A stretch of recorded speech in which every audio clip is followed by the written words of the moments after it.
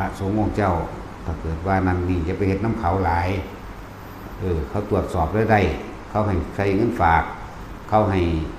แสดงรับรายจ่ายจะไปเฮ็ดเด้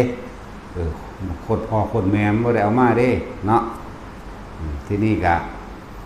ถ้าเฮาบ่มีเงินบ่มีบางหม่องบ่มีหอดเงินจ่ายค่าไฟเด้เนาะเอาค่าน้ำค่าไฟแหมคันบ่เอาให้เขาแหมอันไปตรวจแล้วเนาะโอ้บ่มีตัวนี้จกให้รถจักแสน1 ล้าน1พุ่นเนาะอันนี้บ่เขาทำเพื่อที่จะหาวิธีจับผิดโดยคำว่าปราราชิกเกี่ยวกับเงินกับทองเนี่ยเขาจะเอาคำนี้มาใส่อะไรว่าล่ะใช้เงินผิดประเภทเนี่ยตรวจสอบเงินว่าเงินมาจากไหนเด้สิมาจากไสกูไม่ได้รับจ้างกูมั่นแม่ลูกเขาอีหาก็มาจากศรัทธาตัวศรัทธานี่ไม่ได้บังคับไผได้หรอกเงินในกระเป๋าไปกระใบมันเนาะ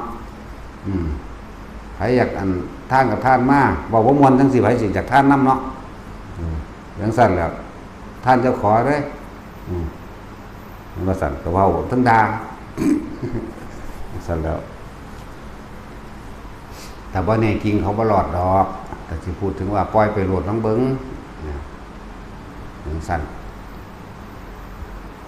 ความจริงมันมีอยู่ภายในความรู้สึกของใจของคนนั่นแหละแล้วบ่แม่นแค่นั้นอีกเด้ถ้ำรักษาผู้ประพฤติถ้ำหมายความว่ามีสิ่งมีเทพเทวดาอินพรหมทั้งหลายคอยเบิ่งอยู่เพื่อการถ้าดีจริงแล้วเขาบ่หาตะเอิ้นหรอกเทวดาเนาะมีแต่ดาซ้ำธรรมดาเด้นั่นแหละถ้าคนนี้เพิ่นเป็นผู้มีภูมิจิตภูมิธรรมอันบริสุทธิ์มีความปรารถนาหวังสงเคราะห์โลกจริงๆอุ้ยชื่อเสียงมันดังไปไกลกลิ่นของศีลนี่มันหอมทั่วลมอยู่แล้วศีลนี่คือความบ่เบียดเบียนทำลายผู้ใดผู้หนึ่งเสียชีวิตและทรัพย์สินตัวนี้เป็นความบริสุทธิ์เป็นความสะอาดมันแพร่กระจายเป็นไปดุจดังแสงอาทิตย์เด้มันก็แพร่ไปทั่วฮอดซี่โลกฮอดจักรวาลอื่นๆตลอดทั้งแสนกว่าจักรวาลอะไรตัวผู้ใดก็จะเข้ามายินดีชื่นชมบ่ล่ะญาติผู้ใดตกทุกข์ได้ยากหรือญาติผู้ใดอันในลำบากเขาก็มาสะกิดญาติผู้มีชีวิตอยู่ให้ไปทำบุญอุทิศให้แน่บ่ล่ะมาสะกิดมาเข้าฝันมานิมิตต่างๆอันเป็นปรากฏขึ้นโดยกินโดยกำย่างโดยกลิ่นของกินโตคนผู้นั้นจังซี่นะโอ้โห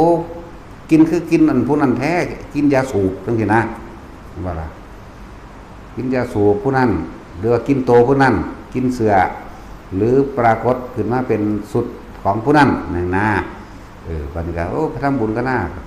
มันนั่งไหลมาทำบุญกับผู้เพิ่นมีภูมิจิตภูมิธรรมอันบริสุทธิ์ดอกนะนั่นแหละจึงบอกว่าสำเร็จสำนึกมันบ่ได้รอดดอก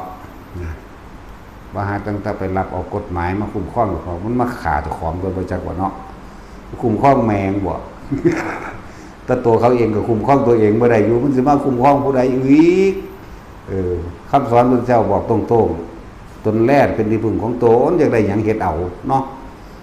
เพิ่นก็บอกอยู่บ่มีผู้ใดมาปกป้องคุ้มครองเฮาได้ดอกนอกจากตัวเฮาเองเนาะนั่นแหละเป็นหยังก็บ่เฮ็ดเองนะ